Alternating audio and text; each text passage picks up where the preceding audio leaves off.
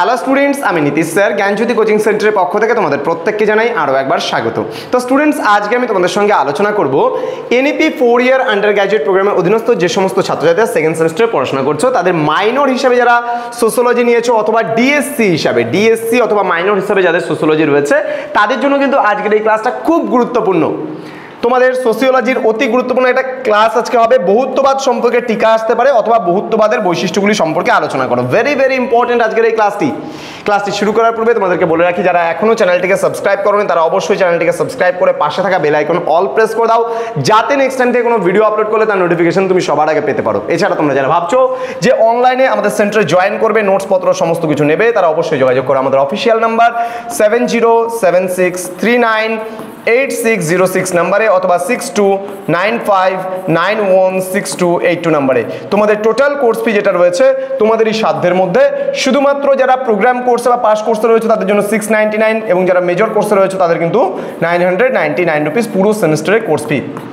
তোমরা আমাদের এই নাম্বারে যোগাযোগ করবে মেসেজ করে অথবা ফোন করলে পারে, এই দুটো নাম্বারে যে কোনো একটাতে ফোন করতে পারো। তো স্টুডেন্ট, চলো শুরু করছি আজকের ক্লাসটি। বহুত্ববাদের বৈশিষ্ট্যগুলো কি কি আছে সেটা ওকে দেখে নাও। কি বলছে বহুত্ববাদ কাকে বলে আমরা প্রথমে জেনে নেব, কারণ বহুত্ববাদটাও তোমাদের 3 নম্বরের জন্য খুব গুরুত্বপূর্ণ। কি বলেছে দেখো, ভারতীয় সমাজ একটি বহুত্ববাদী সমাজ। কি বলছে, এখানে বহু জাতি, বহু ধর্ম, বহু ভাষা এবং শ্রেণী ও সংস্কৃতির অস্তিত্ব পরিলক্ষিত হয়। তাহলে ভারতবর্ষ নানা জাতির বসবাস। কবিগুরু রবীন্দ্রনাথ ঠাকুর একটা কথা বলেছিল, নানা জাতি নানা মত নানা পরিধান, বিভেদের মাঝে দেখো মিলন মহান। অর্থাৎ আমাদের ভারতবর্ষের সংস্কৃতি কিন্তু বহু সংস্কৃতির দেশ ভারতবর্ষ, ঠিক আছে। সমাজতত্ত্ববিদদের অভিমত অনুসারে ভারতবর্ষের অর্থ সামাজিক বৈচিত্র্য মানুষে মানুষে বিভেদ সৃষ্টি করে বিভিন্ন সংগঠন সৃষ্টি করছে এবং তার ফলে বিভিন্ন রাজনৈতিক আন্দোলন জন্ম নিয়েছে। তাহলে আজকে বর্তমান রাজনীতিও দাঁড়িয়ে হিন্দু মুসলিম রাজনীতি হয়ে গেছে এবং মানুষে মানুষে দাঙ্গার সৃষ্টি হয়েছে। বিভিন্ন পলিটিক্যাল পার্টিগুলো কিন্তু এই দাঙ্গাগুলো লাগাচ্ছে, তাই না বেসিক্যালি। তো অধ্যাপক নির্মল কুমার বসুর মতে ভারতবর্ষের বিভিন্ন জাতিসত্তাগুলোর অসম অর্থনৈতিক, সামাজিক, রাজনৈতিক এবং সাংস্কৃতিক বিকাশের অসামঞ্জস্যতাই পরবর্তীতে কিন্তু আক্রোশ এবং দ্বন্দ্ব সংঘাতের সৃষ্টি করছে। এই দ্বন্দ্ব সংঘাত জাতীয় সংহতি এবং সামাজিক ঐক্য প্রতিষ্ঠার পরিপন্থী। দরিদ্র এবং অর্থ সামাজিক দিক থেকে পিছিয়ে পড়া জনগণ মূল সমাজ সংস্কৃতি অর্থনৈতিক গতিধারা থেকে নিজেদেরকে বিচ্ছিন্ন বলে মনে করেন। এই শ্রেণীর জনগণ নিজেদেরকে দ্বিতীয় শ্রেণীর নাগরিক হিসাবে প্রতিপন্ন করে। অন্যদিকে রাজনৈতিক প্রতিপত্তিশালী জনগোষ্ঠী নিজেদেরকে প্রভাবশালী ও আধিপত্যকারী হিসাবে মনে করে।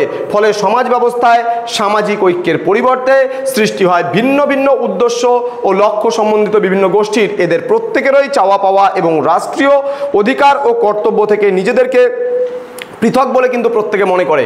অনেক সময় পরস্পরের দ্বন্দ্বের সম্মুখীন হয়। এইভাবে সমাজে একাধিক উদ্দেশ্য ও স্বার্থভিত্তিক শ্রেণী বা গোষ্ঠীর উদ্ভব সমাজে বহুত্ববাদের জন্ম দেয়।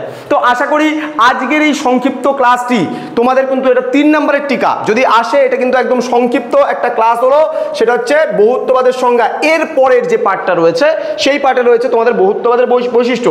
তোমাদের এটা কিন্তু আমি একেবারে 6 মার্কসের বলতে পারো। এই যে আজকের যে আলোচনা, এটা 6 মার্কসের আলোচনা। প্রথম পর্বের যে আলোচনা সেটা কিন্তু আমি এখানেই শেষ করবো, সংজ্ঞাটা ডেফিনেশন এতটুকু। এর পরের স্লাইডে আসবে তোমাদের বহুত্ববাদের বৈশিষ্ট্য, ফিচার্সগুলো কি রয়েছে বহুত্ববাদের, সেটা কিন্তু আসলে পরে এটা হয়ে যাবে 2+6, অর্থাৎ বহুত্ববাদ কাকে বলি এবং বহুত্ববাদের বৈশিষ্ট্য। আমি প্রথমেই বলে দিলাম আজকের ক্লাসটা খুব ইম্পর্টেন্ট। তোমাদের প্লুরালিজম বা বহুত্ববাদ এটা কিন্তু পরীক্ষায় আসবেই আসবে, এমন একটা প্রশ্ন যারা ডিএসসি হিসেবে সোশ্যোলজি অথবা মাইনর হিসেবে সোশ্যোলজি নিয়েছো তাদের জন্য। তাহলে বহুত্ববাদ কি এতটুকু লিখলে কিন্তু তোমাদের হয়ে যাচ্ছে। এবার বহুত্ববাদের বৈশিষ্ট্যগুলো কি জেনে নেব আমরা ধাপে ধাপে। দেখো বহুত্ববাদের বৈশিষ্ট্য কি কি রয়েছে।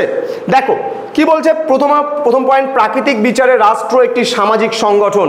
কি বলেছে, বহুত্ববাদের প্রকৃতি অনুসারে রাষ্ট্র একটি সামাজিক সংগঠন।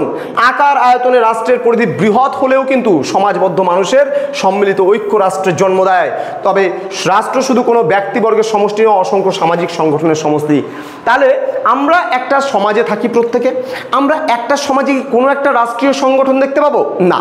এখানে কিন্তু অনেক রাষ্ট্রীয় সংগঠন রয়েছে এবং তাদের নীতি বা আদর্শ কিন্তু ভিন্ন ভিন্ন।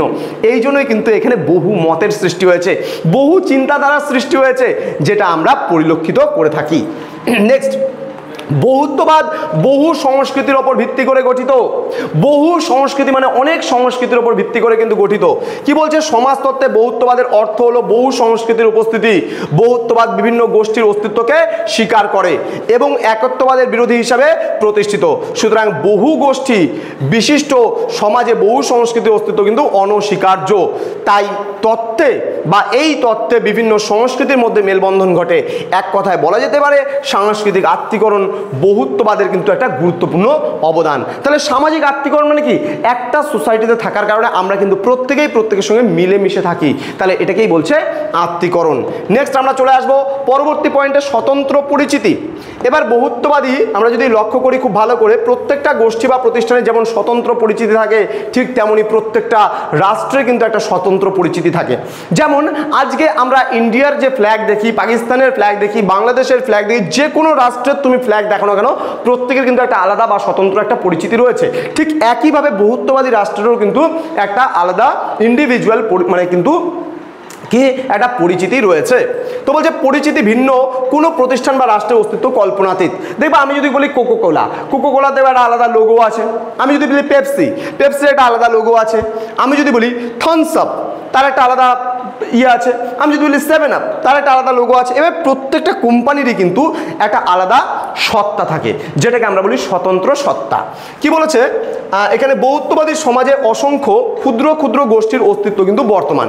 প্রত্যেকটা গোষ্ঠীর ভাষা, তাদের সংস্কৃতি, ধর্মীয় বিশ্বাস, আদব কায়দা, আচার আচরণ এবং রীতিনীতির স্বতন্ত্র পরিচিতি কিন্তু থাকে।